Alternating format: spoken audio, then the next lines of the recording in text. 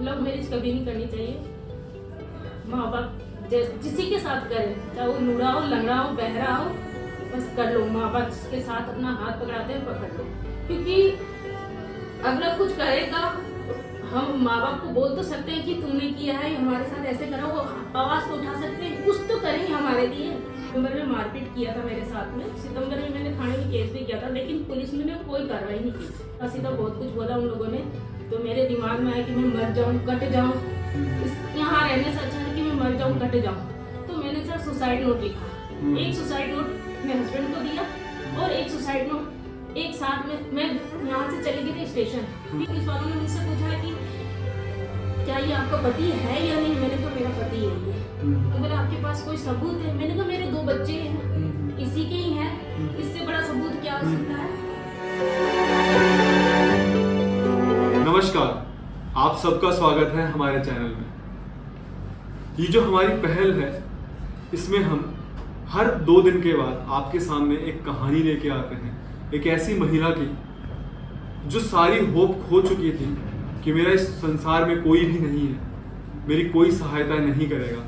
फिर उसे एक उम्मीद की किरण दिखाई देती है, माइका दिल्ली के कोने में नजफगढ़ में स्थित है। यहाँ पर हर महिला को सारी सुविधाएं प्रदान की जाती हैं, उनके बच्चों की भी देखभाल की जाती है, उन बच्चों की पढ़ाई में भी मदद की जाती है, उन बच्चों को छत दी जाती है, अच्छा खाना दिया जाता है।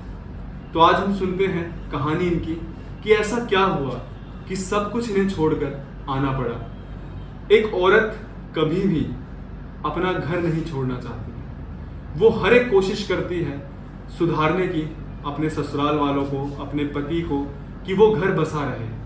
पर कई बार हालात ऐसे आ जाते हैं, कई बार मारपीट इतनी ज़्यादा होने लगती है कि उसको ये कठिन कदम उठाना पड़ता है। तो आज हम कहानी सुनते हैं इनकी कि ऐसा क्या हुआ। मैंने अपने माँ बाप के खिलाफ जाके शादी की थी। मेरे पापा नहीं है, मेरी मम्मी है, एक भाई है और भाभी है। ये शादी मैंने की तो मेरे पूरे रिश्तेदारों ने मेरा साथ छोड़ दिया सर। तो ये आपकी लव मैरिज है? हाँ जी।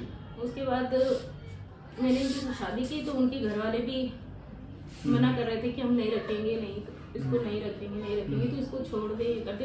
उन्होंने मेरा साथ नहीं छोड़ा। उनके घर वालों ने हमको किराए पे भी भेज दिया। हम किराए पे भी रहे, 2-3 साल तक किराए पे रहे हैं। उसके बाद 3 साल के बाद मेरा ये लड़का हुआ। 3 साल के बाद उसके बाद वही लोग मुझे हम घर पे भी लेके आए। मेरे हस्बैंड के मम्मी पापा, उनके पापा नहीं है, उनकी मम्मी मेरे को घर लेके आई अपने। उसके बाद उन्होंने मुझे साल भर तक अच्छा रखा, क्योंकि लड़का मेरा पेट में था। पेट में होते हुए भी मारपीट हुआ। 7-8 महीने के बाद ये मारपीट कौन करता था? मेरे हस्बैंड। हाँ। और उनकी मदर कुछ नहीं कहती थी? नहीं, उनकी फैमिली कोई कुछ नहीं कहता है, क्योंकि उनका छोटा भाई भी मुझे मार देगा तब भी मेरे हस्बैंड मुझे कुछ नहीं कहते, उसको कुछ नहीं कहते थे। अच्छा, उनका छोटा भाई भी आपको मारता? हाँ, उनका छोटा भाई मार देता था। उसकी छोटे भाई की वाइफ कहती थी कि तू तो किराएदार है, यहाँ पे क्या है तेरा, तू जा यहाँ से। अच्छा। कितनी बार वो हमारे मुंह पे कुछ और है, पीठ पीछे कुछ और बोलती है उनकी घरवाली, जो छोटे भाई है। हाँ, उनके छोटे भाई की घरवाली बहुत उल्टा सीधा बोलती। मैंने लड़ाई के डर के मारे मैंने कभी कुछ कहा नहीं। जब मेरे सहन से बाहर हो जाता तब मैं कहती, तब मेरे पति मेरे पे भरोसा नहीं करते। अच्छा। मतलब कुछ भरोसा ही नहीं था उनको, कि वो सोचते कि लड़ाई लगवाती है। ऐसे ही चलता है मारपीट, कभी किस बात पे कभी किस बात पे। बहुत लड़ाई झगड़ा हुआ। उनका परिवार नहीं चाहता है कि मैं उस घर में रहूं। उसके बाद मेरे हस्बैंड भी अब नहीं, मेरे को लगता है कि अब मेरे हस्बैंड भी नहीं चाहते कि मैं उस घर में रहूं। अगर चाहते होते तो मारपीट नहीं करते, जिस तरह से कभी मार के कभी सर फोड़ देते। अच्छा। हाँ, कभी जो हाथ में आ जाता उस चीज से मार देते। तो वो नशा वगैरह? हाँ जी, नशा। पहले दारू पीते थे। उसके बाद मैंने दारू की वहाँ इन लोगों ने उससे पहले सितंबर में मारपीट किया था मेरे साथ में। सितंबर में मैंने थाने में केस भी किया था, लेकिन पुलिस ने कोई कार्रवाई नहीं की।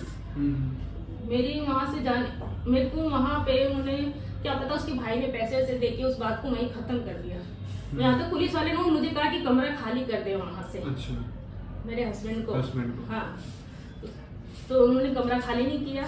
उसके बाद घर पे आने के बाद फिर वो लोग कुछ और बोलने लगे, उल्टा सीधा बहुत कुछ बोला उन लोगों ने। तो मेरे दिमाग में आया कि मैं मर जाऊं, कट जाऊं, यहाँ रहने से अच्छा है कि मैं मर जाऊं, कट जाऊं। तो मैंने सर सुसाइड नोट लिखा। एक सुसाइड नोट अपने हस्बैंड को दिया और एक सुसाइड नोट एक साथ में मैं यहाँ से चली गई थी स्टेशन। फिर ये मेरे को ढूंढ के वहाँ पे स्टेशन पे 2-3 मिल गए, दिवाली का टाइम था, उठा के मेरे को घर लेके आ गए। मैं घर भी आई, फिर उन लोगों ने सबने कहा कि ठीक है अब नहीं ऐसा कुछ होगा। मेरे को रखा इन्होंने, फिर मेरे हस्बैंड ने मुझे धोखे से मेरे मायके भेज दिया राजस्थान में। वहाँ जाने के बाद मेरे परिवार वालों ने मुझे रखा नहीं, मैं किसी और के घर पे थी 15 दिन तक। 15 दिन के बाद मैं जबरदस्ती वापस आई हूँ यहाँ लुधियाना में। लुधियाना में आने के बाद फिर मारपीट झगड़ा वगैरह सब कुछ चालू हो गया। उसके छोटे भाई की घरवाली गेट बंद कर देती, ताला मार देती दोपहर के टाइम पे। बाहर नहीं, अगर हम बाहर रहेंगे तो अंदर से ताला मार देती। बहुत कुछ हमारे साथ में ऐसी अनहोनी। आप दोनों हस्बैंड वाइफ के साथ में? हाँ, हमको बाहर नहीं जाना, वो ये कर रहे हो अपने। वो छोटे भाई से एक ही, जो छोटे भाई की घरवाली है वो इतनी बातें सारी उनसे अपने हस्बैंड को कह देती। तो उसका हस्बैंड उठता तो मेरे हस्बैंड से कहता। ऐसे हमारे घर में लड़ाई झगड़ा होता चलता ही गया। तो जो ये आपके हस्बैंड है जो मारपीट करते थे, सिर्फ ये नशे में करते थे या फिर ऐसे भी करते थे? आपके हस्बैंड काम क्या करते हैं? वो ओवरलॉक का काम करते हैं। किस चीज का? ओवरलॉक 30 रुपए जो ओवरलॉक होता है। अच्छा। उन्होंने मैं जैसे घर के अंदर घुसी तो मुझे गाली दे के बोलते कि मेरे घर में कैसे घुसी, मारने के लिए दौड़े थे। तो मैं अपने बच्चे छोड़ के निकल गई, दोनों बच्चे छोड़ के निकली। कुछ दूरी पे 4 गली छोड़ के एक दीदी रहती है पास में। उन्होंने मुझसे पूछा कि कहाँ जा रही है, तो मैंने कहा दीदी ऐसी बात है। उन्होंने कहीं जाने की लोड़ नहीं है, मेरे घर पे रहे। 4 दिन तक मैं उनके घर पे रही। 2 दिन तक मैंने चक्कर काटा कि मुझे मेरे कपड़े दे दो या मेरे बच्चे भी दे दो। तो उसने बच्चे दे दिए पर मेरे कपड़े नहीं दिए, ना मेरे बच्चों के कपड़े दिए।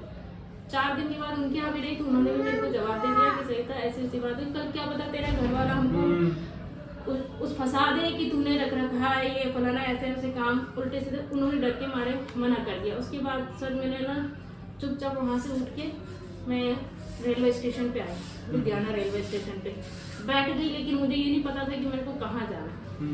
स्टेशन के अंदर बैठी और ट्रेन में बैठी। ट्रेन के अंदर एक भैया मिले, सरदार थे। उन्होंने हमसे पूछा कि कहाँ जाना है बहन जी, 2 बच्चे लिए हो, इस हालत में हो। तो उन्होंने हमको यहाँ का एड्रेस दिया। यहाँ एड्रेस दिया तो वो सरहिंद उतर गए भैया। उनके साथ में जो भैया थे उन्होंने इनको कहा कि इस बहन जी को वहाँ छोड़ देना। तो भैया मेरे को यहाँ रात को 10:30 बजे दिल्ली स्टेशन पे पहुँचे हैं। तो उन्होंने कहा कि रात में आप कहाँ रुकोगी बहन जी, आप हमारे घर चलो, ये यहीं पे पल्लव गाँव है। वहाँ पे उन्होंने भैया ने हमको बहुत अच्छे से रखा। एक बहन का दर्जा दिया उन्होंने, अच्छे से रखा। सुबह हमको यहाँ 12-1 बजे के करीब वहाँ से निकले और यहाँ हमको भैया छोड़ के गए शाम तक। क्या आपको आपके पति को पता है कि आप यहाँ पे हैं? ये नहीं पता। नहीं पता। और क्या उनका फोन वगैरह आया? नहीं, मेरे पास मोबाइल नहीं है, बंद है मेरा मोबाइल, बैटरी वगैरह सब बंद है। तो जब कभी ऐसा हुआ था कि आप कभी घर छोड़ के चले जाते तो क्या वो आपको ढूंढने की कोशिश? नहीं जी नहीं, उन्होंने हमें ढूंढा नहीं। तो मतलब क्या उनका कोई और मतलब किसी और की तरफ उनका नहीं। पर वो आपके साथ रहना ही नहीं चाहते हैं? हाँ, मारपीट करते हैं? हाँ। और जो उनकी माता जी हैं वो भी उन्हीं को सपोर्ट करते हैं? हाँ, सभी उनके पूरा परिवार उनको सपोर्ट भाई भी करता है। हाँ, उनका भाई तो चाहता है कि मैं वहाँ रहूँ नहीं। अच्छा। हाँ, वो तो अपने भाई का घर बसना ही नहीं चाहता था। मेरा घर उजाड़ने वाला उसका भाई है। तो आपने कभी अपने माता पिता से? नहीं, मैंने अपने भाई से बात की थी तो वो लोग भी कितना साथ देंगे। उन्होंने कहा अपनी मर्जी से किए हो तो जेलो। तो उनका मतलब ये बदलाव शुरू से ही मतलब ये मारपीट करते थे या धीरे धीरे? नहीं, शुरू से नहीं, ये बच्चे होने के बाद हो। बच्चे होने के बाद में? और क्या वो बच्चों पे भी ऐसे मारपीट? नहीं, बच्चों को नहीं मार, बच्चों को प्यार करते हाँ थे? जी, बच्चों को। आप जब यहाँ पे आए तो आपको यहाँ पे आके कैसा लगा? क्योंकि देखिए बहुत एक कठिन कदम होता है किसी भी महिला के लिए। यहाँ पे आने के बाद थोड़ा सा डर था मेरे मन में, पता नहीं कैसे रहेंगे, कैसे क्या करेंगे, कभी हम रहे नहीं है। लेकिन यहाँ पे जब जिस दिन रही उस दिन मुझे अजीब सा लगा। पूरी रात सोई नहीं, रो रही थी। पर दूसरे दिन धीरे धीरे सब आपस में बात करने लगे तो मेरा मन। अच्छा, आपने और यहाँ पे महिलाओं से बात की जो यहाँ पे और रह रहे हैं? हाँ जी, हाँ जी। तो क्या बताया उन्होंने? उन्होंने अपने बारे में बताया किसी के हस्बैंड ने किसी औरत के चलते छोड़ दिया। यही कहानी है, या तो किसी औरत के लिए छोड़ देते हैं या किसी वो शराब पी के मारपीट करते हैं, यही सब। लेकिन आपने जब और लोगों की कहानी सुनी तो आपको मतलब यहाँ पे कुछ हौसला वगैरह मिला कि नहीं ये जगह अच्छी है, मेरे बच्चों का यहाँ भविष्य है? हाँ, यहाँ पे आपको लगा सारा? हाँ जी। अच्छा, अगर आपके पति आए दोबारा? मैं नहीं जाना चाहती। वो आपको मारते पीटते थे तो आप जहाँ पे रहते थे आपके आस पड़ोस में कोई दोस्त था? ये कोई भी आस पड़ोस? हाँ जी सर, है एक आंटी थी, तो कभी आपने उनसे बातचीत कर उन्होंने बहुत समझाया था उसको, बहुत समझाया लेकिन वो सब नहीं मानते। वो कहती अभी भी मैं यहाँ आने से पहले मुझे उन्होंने कहा कि अपने घर चली जा। मेरे हस्बैंड से बात किया था तो मेरे हस्बैंड कहते नहीं, मैं इसको घर में नहीं रखूँगा, क्योंकि वो 2 दिन बाहर रह के आई, मेरे घर वाले पूछेंगे कि मैं वो कहाँ रह के आई। तो उन्होंने आंटी ने कहा कि उनको उसको घर वालों को बोल देना कि रिश्तेदारों के यहाँ रह के आई। मैंने कहा झूठ बोलने की कहाँ जरूरत है, मैं स्टेशन पे रह के आई, मेरे पास सबूत है। तो पुलिस का सहारा लेने की कोशिश नहीं की थी सर।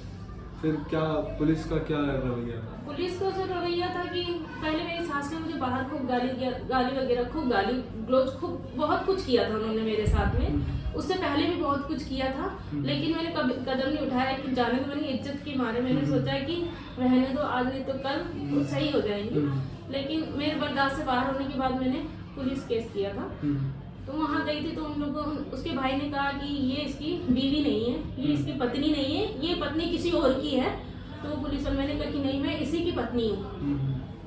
मेरी शादी पहले किसी और से हो चुकी थी, उसके साथ मैं रही नहीं हूँ ज़्यादा दिन। ये लुधियाने में ये मुझे लेके आया खुद, मेरा हस्बैंड मुझे खुद लेके आया वहाँ से। अच्छा, तो इससे पहले आपकी एक और शादी हो हाँ जी। रखी थी, ठीक है। फिर ये आपके हस्बैंड जो है वो ये लेके आए? हाँ, ये मुझे लेके आए थे, ये खुद लेके आए थे वहाँ से जाके। तो उसके बाद मैंने वहाँ पे उसके भाई ने कहा कि ये इसकी बीवी नहीं है, इसकी पत्नी नहीं है, ये बहुत कुछ वहाँ पे उसके भाई ने बोला। तो पुलिस वालों ने मुझसे पूछा कि क्या ये आपका पति है या नहीं। मैंने कहा मेरा पति यही है। तो बोला आपके पास कोई सबूत है? मैंने कहा मेरे 2 बच्चे हैं, इसी के ही हैं, इससे बड़ा सबूत क्या हो सकता है। तो बोला ना, मेरे को पुलिस वाले कहते ज्यादा बोल मत। मैंने मुंह बंद कर लिया। फिर बोला तेरे पास सबूत है तो जाके लेके आ गया। दिवाली का टाइम था, मैं गई अपने घर पे, आधार कार्ड अपना सारा प्रूफ लेने के लिए गई। उसके बाद सर मैं अंदर, थाने के अंदर मेरी घुसी, एक पैर बाहर एक पैर अंदर था। उन्होंने मुझसे कहा कि जाओ तुम यहाँ से, तुम्हारी दूसरी दरखास्त लिखाई जाएगी। ये बात। आपने महिला आयोग का नाम सुना है? हाँ जी। तो कभी आपने महिला आयोग का दरवाजा नहीं खटखटाया? नहीं सर, नहीं। अगर आप महिला आयोग में गए होते तो आपको आज इतनी परेशानी हुई ही नहीं होती। वहाँ पे आपकी सुनवाई की जाती, वहाँ पे सर मेरे मन में डर रहता था कि ये सब मुझे गलत साबित कर देते थे, क्योंकि मेरे पीछे कोई बोलने वाला था नहीं। तो क्या आपको कहीं भी मन में ये मलाल होता है कि आपने ये लव मैरिज क्यों की? हाँ जी, लव मैरिज कभी नहीं करनी चाहिए। माँ बाप जिसी के साथ करें, चाहे वो लूड़ा हो, लंगड़ा हो, बहरा हो, बस कर लो। माँ बाप जिसके साथ अपना हाथ पकड़ाते हैं पकड़ लो, क्योंकि अगला कुछ करेगा, हम माँ बाप को बोल तो सकते हैं कि तुमने किया है, हमारे साथ ऐसे करा, वो आवाज़ तो उठा सकते हैं, कुछ तो करेंगे हमारे लिए। मैं अकेली हूँ, मैंने लव मैरिज किया, मेरे पीछे कोई नहीं खड़ा, कोई रिश्तेदार नहीं। और अगर आज वही अगर अरेंज मैरिज होती तो घर वाले? हाँ खड़े थे सर, पहले खड़े थे घर वाले। चलिए कोई नहीं, जो भी हुआ वो एक पीछे था, जो पास्ट था, लेकिन यहाँ से एक आपकी नई जिंदगी की शुरुआत है। आप अपने बच्चों को पढ़ाइए, उनको जितना ज़्यादा हो सके। देखिए यहाँ पे आपकी सहायता की जाएगी, यहाँ पे आपकी पूरी सहायता की जाएगी, ठीक है। आपको सारी फैसिलिटीज़ प्रोवाइड की जाएंगी, लेकिन उन बच्चों को एक अच्छे संस्कार देना, उन बच्चों को पढ़ाना, वो आपका काम है। क्योंकि जो आज आपको जिन हालातों से, जिन चीज़ों से गुजरना पड़ा, भगवान न करे उन बच्चों पे 1% भी ऐसी कोई आँच आए, ठीक है। अब यहाँ से आपको ना किसी चीज़ में डरने की ज़रूरत है। आप यहाँ पे सबके साथ प्रेम से रहिए। आप शाम को बच्चे सब खेलते हैं, आप उन बच्चों को देखिए, उन बच्चों के जो भी यहाँ पे मम्मी रह रहे हैं उनसे आप बात वगैरह करिए, सबके साथ आप प्यार से रहिए, ठीक है। तो हमारे मायका में ऐसे बहुत सारे केसेस आते हैं, लेकिन सबसे अच्छी चीज़ जो मायका की है कि सबको बैठकर सुना जाता है, सबको एक अच्छा समाधान दिया जाता है, सबकी सहायता की जाती है। और इन सारी चीज़ों में कहीं ना कहीं आप सबका भी बहुत ज़्यादा योगदान है। आपके जैसे बहुत सारे डोनर्स हमारे साथ जुड़े हुए हैं। हमें राशन का सामान प्रोवाइड किया जाता है, कई लोग आके बर्थडे वगैरह सेलिब्रेट करते हैं, लेकिन उसके साथ साथ और भी बहुत सारे खर्चे होते हैं। जैसे कि एक छोटा सा एग्जांपल मैं दूं कि यहाँ पे करीबन 150 लोग रह रहे हैं, तो बिजली का बिल भी आता है। अभी हम ऊपर कंस्ट्रक्शन भी कर रहे हैं, तो आप लोग अगर कुछ भी डोनेट करना चाहते हैं तो ये नंबर यहाँ पे मेंशन है, आप डोनेट कर सकते हैं। आप माई का विजिट कर सकते हैं, एड्रेस भी यहाँ पे मेंशन है। आप यहाँ पर आकर देख सकते हैं कि कैसे 150 लोग यहाँ पे खुशहाली के साथ रह रहे हैं। और मैं गर्व से कहता हूँ कि माइका में बच्चों को इतनी अच्छी फैसिलिटी प्रोवाइड की जाती है जो इस देश में करीबन 80% लोग अपने घर रहकर भी नहीं प्रोवाइड कर पाते। जी सर, यहाँ तो बहुत अच्छा है। तो इसी तरीके से आप लोग प्यार मोहब्बत देते रहिए, जितना ज़्यादा हो सके इन वीडियोस को शेयर करिए, क्योंकि जो चीज़ों से आज इनको गुजरना पड़ा, ऐसे हमारे देश में करीबन 70% महिलाएं जो उनके ऊपर डोमेस्टिक वायलेंस होता है, जो उनके ससुराल वाले होते हैं, कोई दहेज के लिए उनको मारता है, तो वो लोग सिर्फ चुप रह जाते हैं क्योंकि उन्हें नहीं पता है कि कोई एक ऐसी संस्था है इस हमारे देश में जो कि उनको भी रखेगी और उनके बच्चों को भी रखेगी। तो आप लोग जितना ज़्यादा हो सके इन वीडियोस को शेयर करिएगा और आप लोग कमेंट्स में मेरी राय जरूर दीजिएगा।